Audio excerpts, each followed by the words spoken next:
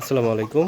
আমার ছাদের উপরে মিশরীয় ফার্মি মুরগির আজকে পূর্ণ 5 মাস হলো। এখানে 21টা মুরগি আছে এবং 3টা মোরগ আছে।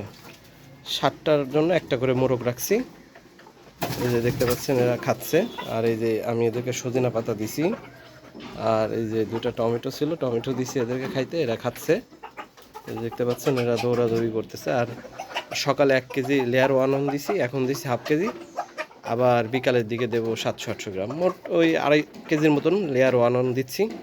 তো আলহামদুলিল্লাহ এই কয়দিনে আমার যে মানে যেটা চাচ্ছিলাম, যে ভাবছিলাম যে 4 মাস 4.5 মাসে পরিপূর্ণ ডিম আসে, কিন্তু আসলে আমি আজকে এই পর্যন্ত এখন পর্যন্ত ডিম পাইছি কয়টা দেখাচ্ছি। সেটা হচ্ছে এটা ডিম পাড়ার জন্য এইরকম 2টা দিছি, ক্যারেট দিছি, ফলের ক্যারেট। এখানে আছে হলো আপনার হচ্ছে 6-7টা, আলহামদুলিল্লাহ 7টা। আর এই ক্যারেটের ভিতর আছে হচ্ছে 4টা।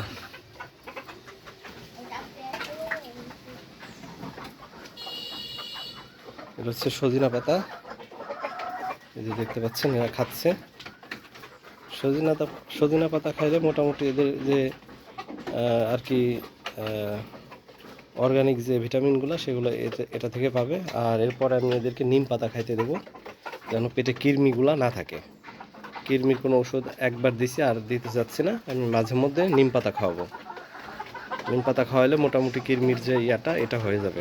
তো নিম পাতা দেওয়ার সিস্টেমটা হচ্ছে সকালের দিকে দিবেন, বাসি পেটের দিকে।